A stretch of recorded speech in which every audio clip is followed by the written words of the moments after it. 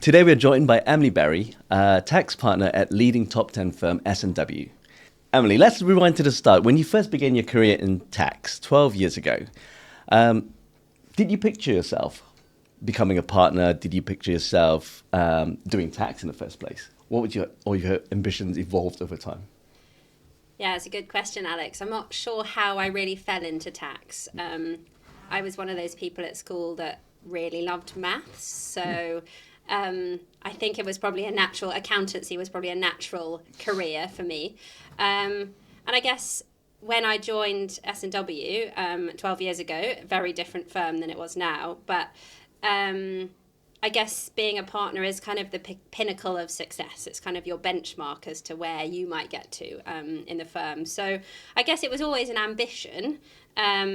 But did I sit there on day one thinking, I will be a tax partner in 12 years? Probably not. But here I am.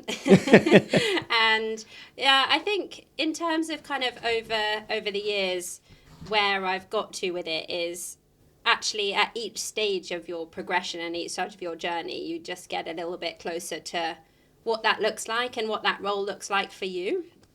And I think probably the way I've approached being a partner is very different to many other people, and I think it's important that everybody has their own kind of journey to get to partner, but also kind of has a unique way of being a partner as well. So but I think the key metrics in there in terms of being a great leader, having great impact, adding value to the firm, to your clients, to the people you work with, are all the key bits. Thank you, Emily. Can you tell us a bit about your current role and what it involves? Yeah, so I'm a corporate tax partner in the London office of S&W. And I guess that's probably similar to lots of the people that are listening to this in terms of looking at partners in their teams. So working with some amazing clients, supporting them on their growth journeys. Most of my clients are kind of tech and fintech clients, and I actually lead our firm's tech and fintech strategy and practice across all service lines, which is really exciting.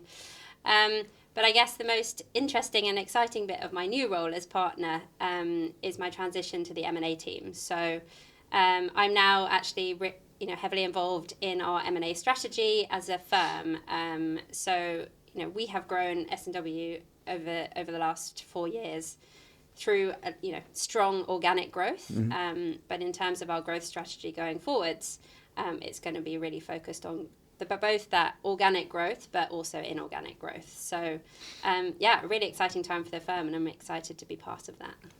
Thanks, Emily. Perhaps you can talk to us a bit more about S&W and that journey. Some people might not have heard about S&W. They probably know them better as Smith & Williamson and more recently as Evelyn Partners. Yeah, I mean, it's been, as you've just described, it's been a busy journey for S&W over the time I've been with the firm. So I guess it kind of started, Smith & Williamson has been going through since 1881, a traditional wealth management and professional services business. And it was a really, exciting place to work. And we had amazing clients, great private client focus, a really amazing tax team.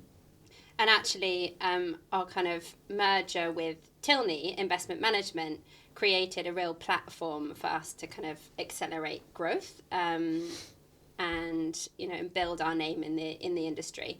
We rebranded at that point in 2019 to Evelyn Partners, and actually through kind of the PE backing and the capital we had at our disposal at that point, it enabled the professional services side of the business to kind of grow exponentially. So we actually doubled our revenue over a space of 4 years from 2019 to 2023, which is really impressive in professional services. And as a result of that, it really made sense for the business to be a standalone professional services business and not be part of a wealth management firm anymore. And really excitingly, in March this year, we were backed by Apax Partners to spin out S&W of Evelyn Partners. So, as I said, now a standalone professional services business, which is really, really exciting for the first time in our history, and real kind of firepower behind us with Apax, and a kind of exciting time to kind of shape the news story of S&W. But one of the bits for me, having worked at Smith & Williamson, is the really exciting new name change back to S&W. Yeah. A nod to our heritage, a really strong brand name in the market. You know, speaking to clients, colleagues, people, you know, I speak to from a recruitment perspective, you know, people that I'm speaking to now from an M&A perspective and other, you know, firms in the industry.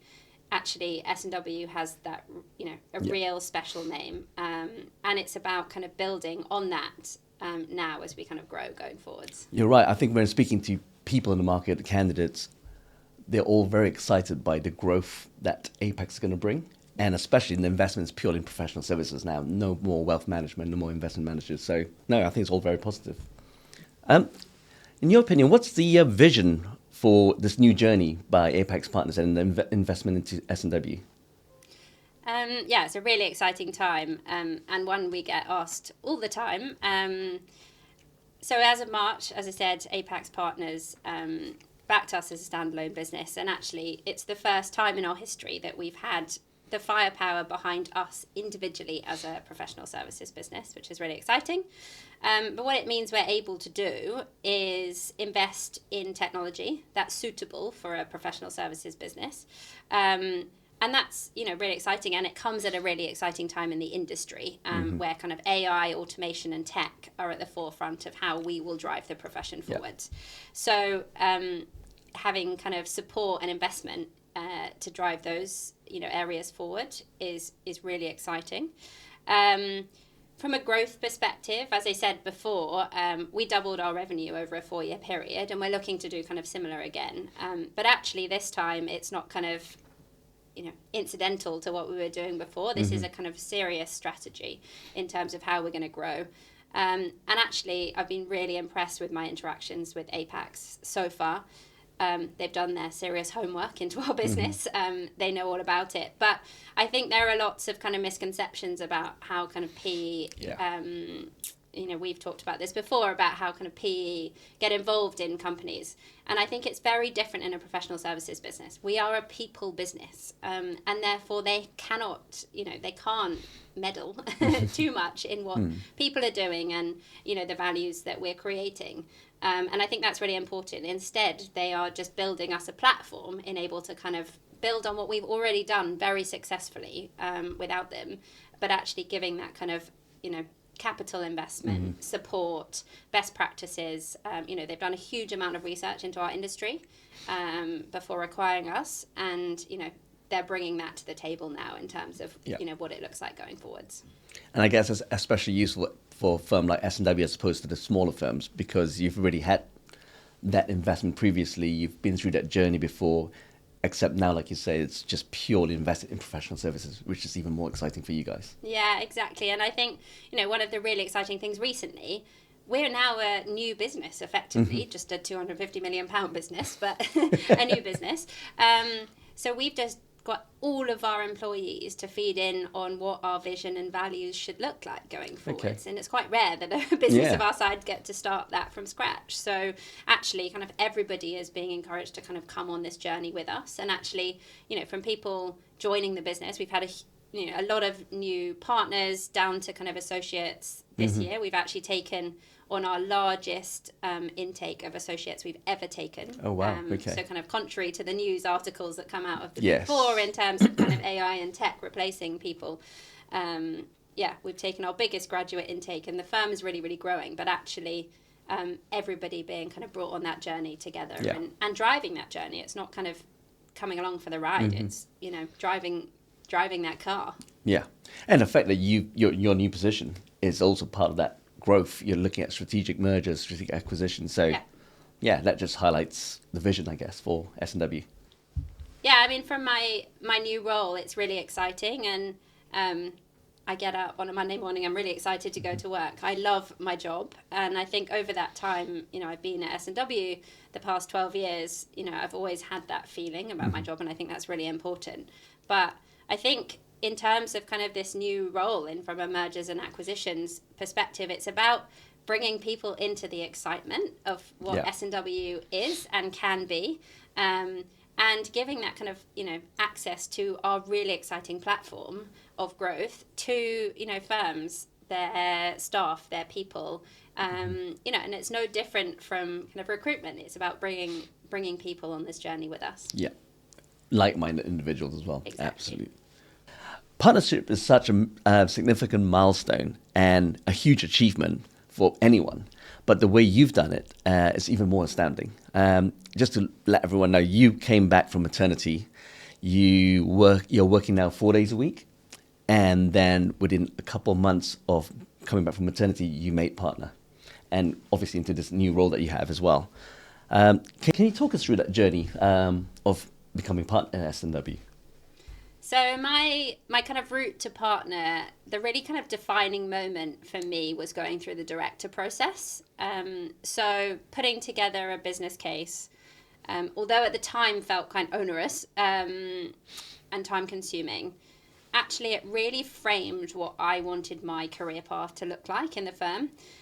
And I think until that moment you go through and there's a promotion kind of every, couple of years, and it's very defined progress. But it's all about kind of meeting your chargeable hours targets, and there's certain metrics that you need to meet technical skills, etc. But when you get through to kind of director and partner grades, it's about you paving your way into what you want your role to look like and kind of carving that out. And I think actually the kind of putting my business case together, building up what I wanted my future career to look like was really helpful in terms of kind of thinking, where were my skills? Where did I add value? And therefore kind of where was I best suited? And it goes back to if you really enjoy your job, picking which bits you really enjoy. So why do I really enjoy my job? And what am I really good at? Where have I had success? So it's about doing that, but also then pushing yourself outside of your comfort zone. Sometimes, someone said to me recently, just do something every now and then that scares you a little bit. And I think that's really important. So I think that's probably where it started. So that was, back before I'd even thought about having a baby and going through that director process. And as part of that, then, I'd framed it with people. I'd been very vocal about the fact that I wanted to be a future partner in the business. And I wanted people to be able to support me on that journey. And I think that's a really key bit of advice I've got for people, is that I think sometimes people think, just because you're good enough or just because I'm good enough, I'll get that kind of tap on the shoulder and, what's due to me will come to me. Yeah. But actually, if you really tell people this is where I want to be, at that point, people can say, okay, well, I really want you to help you get there. And these are the things you need to do in order to get there. And I'll really help you. But, we'll work together on this. And actually that, for me, I had a number of kind of mentors, champions, people I used to work with, partners in the business, senior management in the business, that I spoke to kind of help me on that journey. And that's actually, you make a very good point, because that's actually very important to have that mentor, to have people who support you on that journey, who challenge you, but also give you the ability to get there and help you get there. And that's something that sounds like S&W do. And I know, working very closely with you guys, there's not just males, but there's so many female directors, so many female senior managers that have been on that journey. And it just showcases the difference at S&W compared to the other firms as well. I mean, as a female leader, what would you... would you change anything? How would you help future females go on that journey, that same journey that you've been on? You started as a graduate all the way up to partnership. It's not an easy ask, but you've managed to make it look quite smooth and easy. I'm glad it looks smooth and easy from the outside.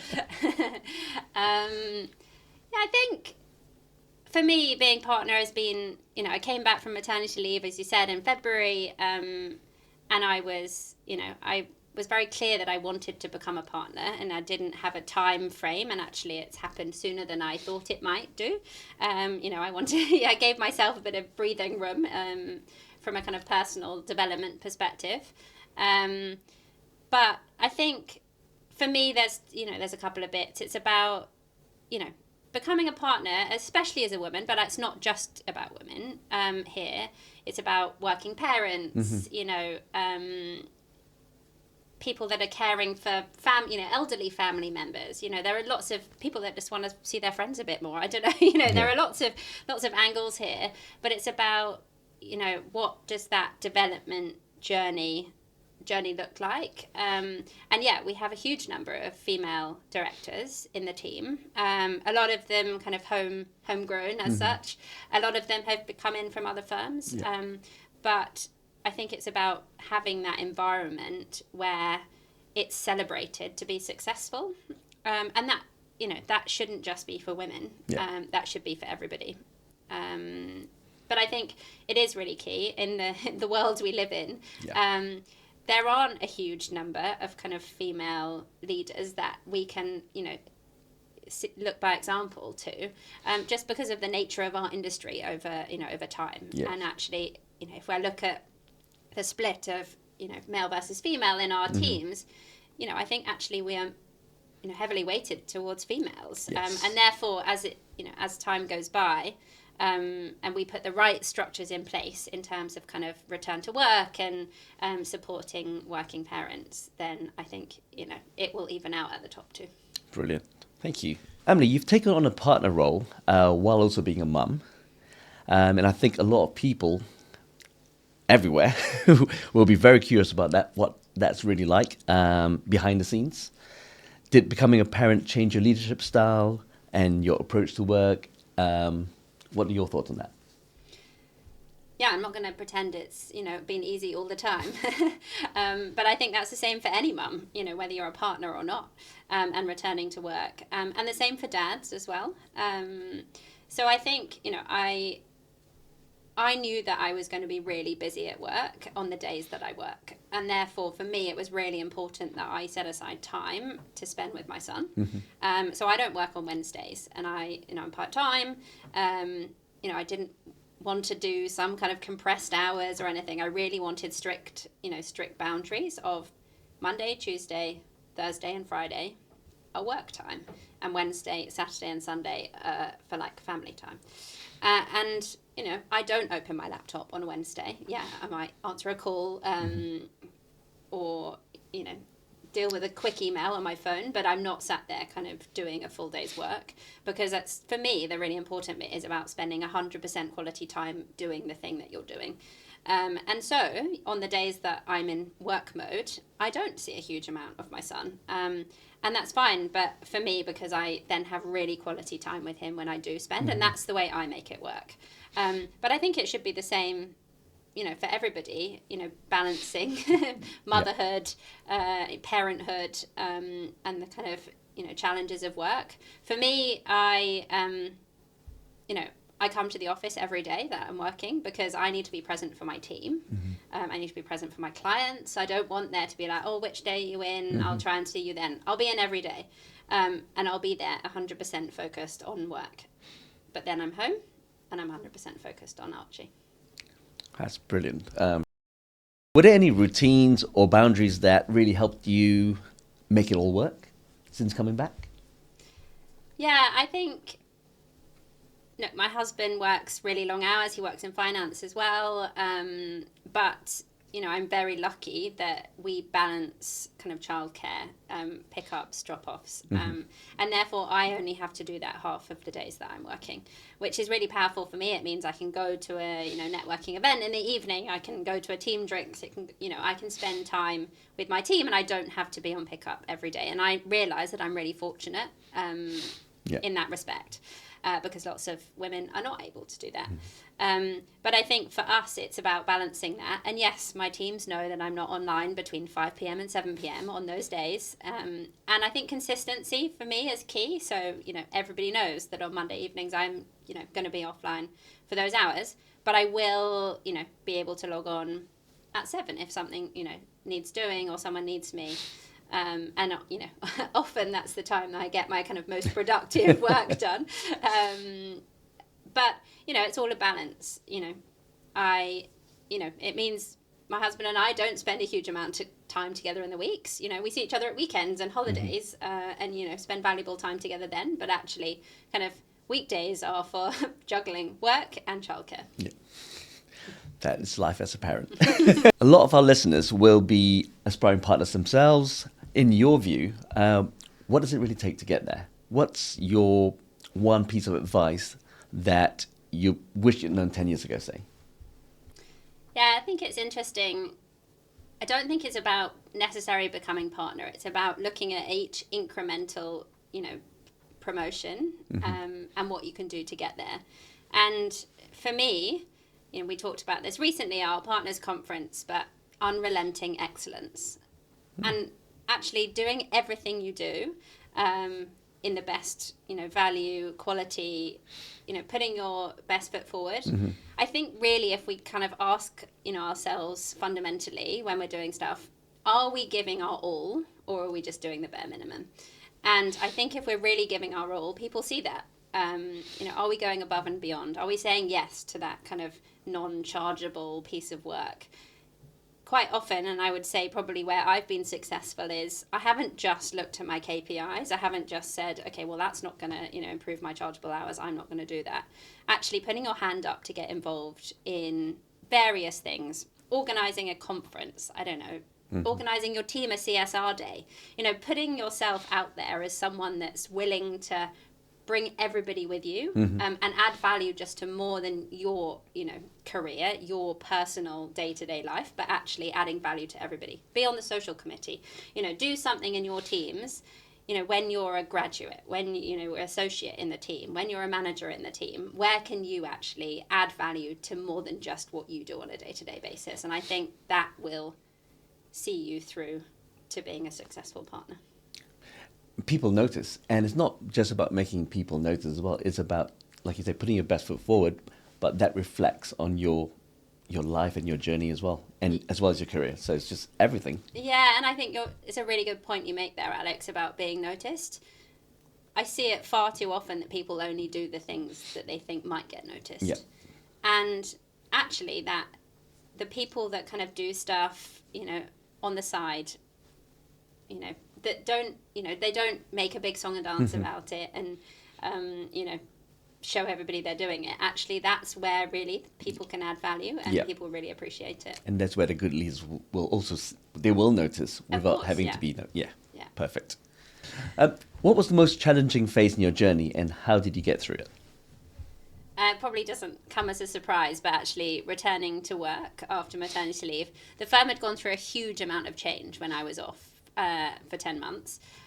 We had a new PE backer, new senior leadership, new growth strategy, and actually your life from a work perspective has stood still for 10 months. And you get kind of parachuted back in and everyone else has been progressing, working on what they want to be doing for, and you parachute back into that and you think that life is going to be exactly where you left it, and it really isn't. And that came as a bit of a shock to me. And I think for anyone working with people that are returning from an extended period of leave, my one point to them, I've said this to people in my team since, is people quite often leave you to say, okay, well, we don't want to burden them, we don't want to overload them because, they're just trying to find their feet. And actually, people that return from leave can often see that as I'm not good enough anymore. No one's asking me to do anything. They're not asking me to help. They don't want me on their clients. And actually it can kind of make you feel like you're not part of the team anymore. So my advice for if you're coming back from leave, where I've got to kind of 6 months later, is don't take it as people are not wanting you to be involved. They're trying to give you space and, they're doing it with the best of intentions. So again, as before, put your hand up for stuff, try and get stuck in.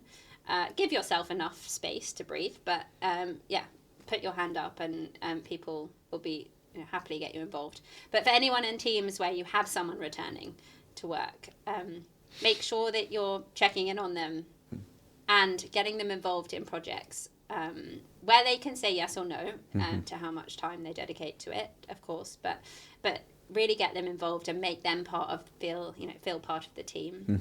But secondly, also, I took a lot of my kit days when I was on maternity leave, so I came in probably once a month for the final 6 months of my maternity leave. And that was really important for me, kind of reconnecting with the team.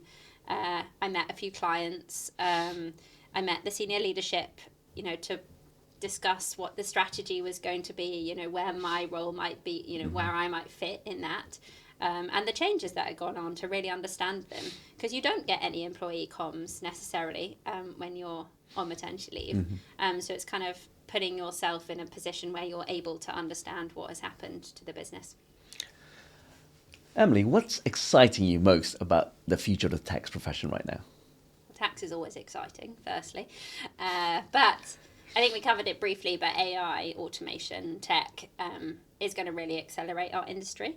And actually, it will be even more crucial now as we go forwards that people become trusted advisors and are actually giving practical commercial advice to their clients. It's no longer going to be acceptable to just kind of regurgitate tax legislation.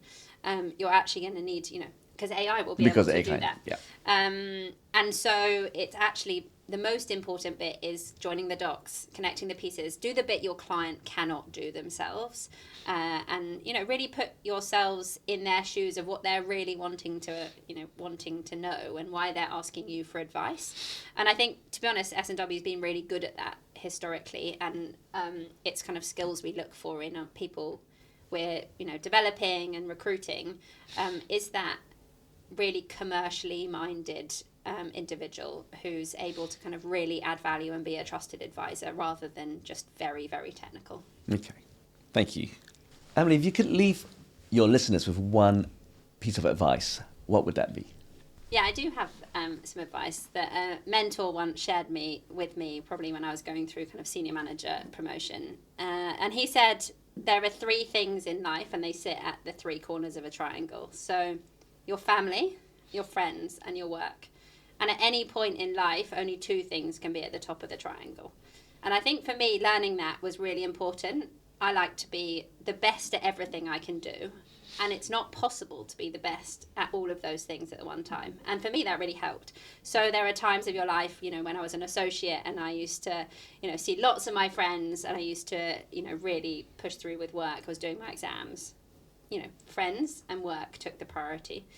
But there have been times in my life, I got married, we had a baby, family took the priority there. And at some points, work didn't. So it was family and friends, or, family and work. But, that triangle pivots over time and, different two can be at the top. But I think for me, knowing that there's one that needs to take a back seat, and that can be work at different points in your life.